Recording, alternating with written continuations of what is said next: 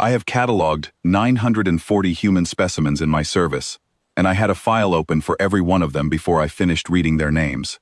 That is the work. That is all the work has ever been. You meet the organism, you find its fear, you write the fear down in the correct column, and the file closes itself. I did not expect the 401st file, the one belonging to the field medic Mara Voss, to still be open 3 years later, sitting in my drawer like a tooth that will not stop aching. She came to us the ordinary way.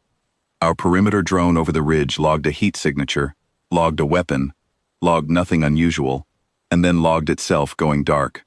That last part was unusual. Drones do not go dark on their own. They go dark because something has found the fail-safe seam in their plating and pressed a thumb into it with intent. We brought her in for that alone, not for trespass, not for the weapon she never raised, but for the simple administrative offense of disabling cataloger property without a permit. I was assigned her file because I am thorough, and because the council likes a thorough clerk in the room when a human is uncooperative. I expected uncooperative. Humans are reliably uncooperative when they are afraid, and every human we have processed has been afraid. In one of the 11 approved registers, rage fear, freeze fear, beg fear, bargain fear, and so on down the list, my training drilled into me before I ever sat a chamber.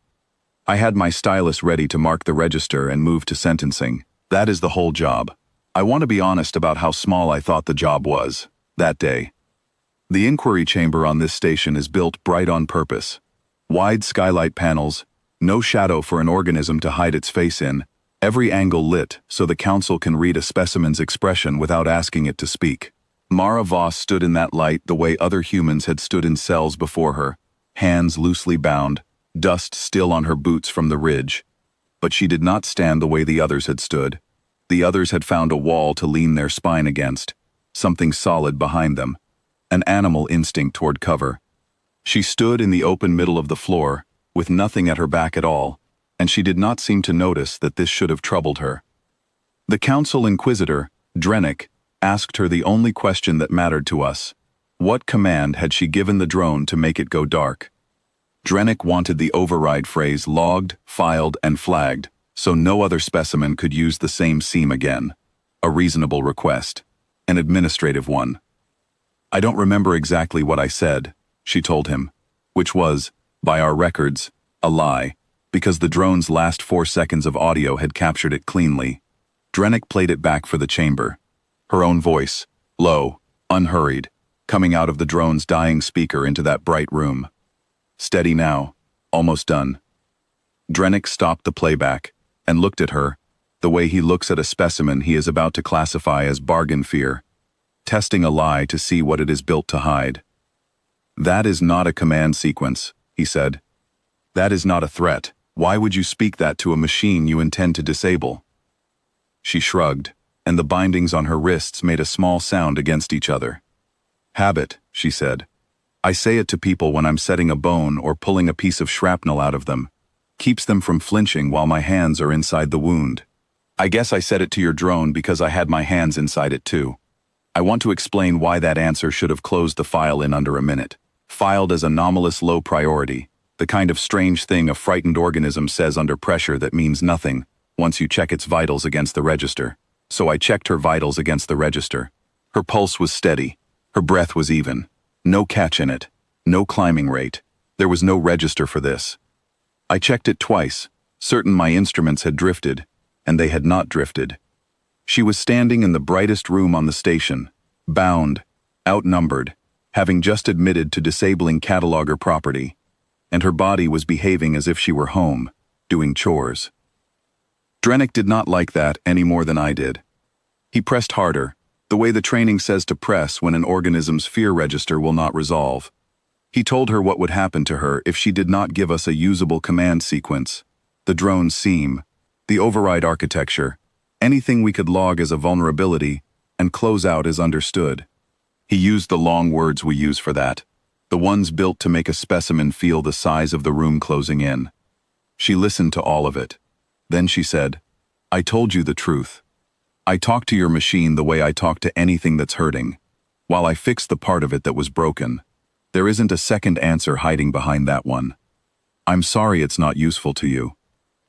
I have read every transcript this station has on file of a human apologizing to its captors, and they are uniformly a tactic, softening, currying, buying time. I ran the linguistic markers on her sentence 3 times. They did not match the tactic. They matched something closer to what our medical corps specimens log when they are explaining a procedure to a junior they respect.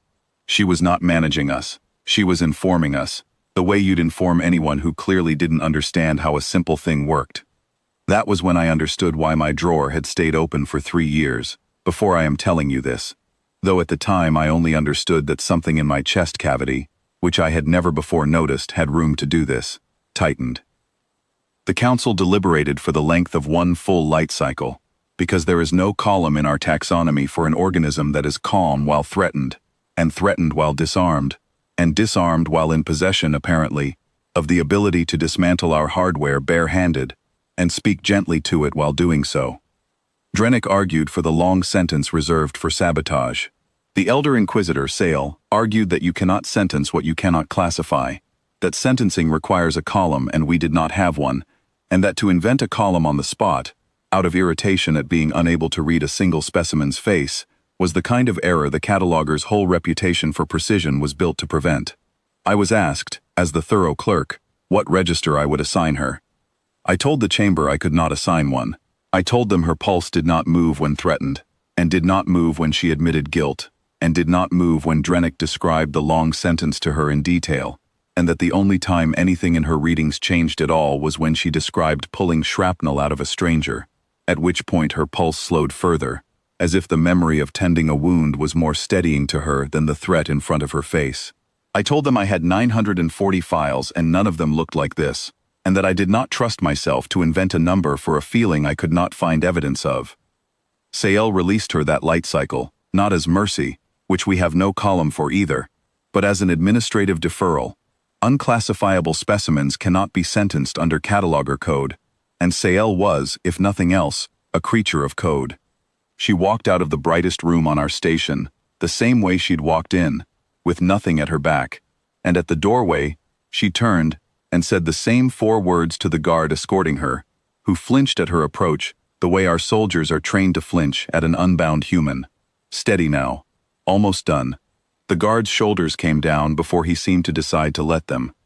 I do not have a column for what happened in my own readings.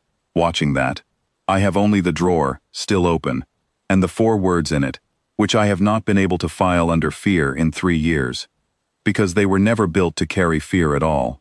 They were built to carry the opposite, and to lend it, freely, to anything in the room that needed it more than she did, including, on that light cycle, us. I have tried since to retrain my own instruments to find a register for it. I have run those 4 words against every grieving specimen we have processed, every dying one, hunting for the place in our taxonomy where calm given away on purpose belongs. There is no place. We built our whole science of these organisms on the assumption that fear is the truest thing in them, the bedrock under every other behavior. I no longer think that assumption was wrong exactly. I think it was incomplete, the way a clerk is embarrassed to discover, very late, that the file he kept was never about the thing he thought it was about. Drennick still believes the deferral was an error, that some clean column will surface eventually, and we will sentence her for it retroactively. I no longer think that column is coming. She gave the calm to us once, freely, the same way she gives it to anyone bleeding under her hands. And the gift does not stop being a gift simply because the receiving party happened, that light cycle, to be holding the knife. My drawer stays open because I have nowhere honest to put it closed.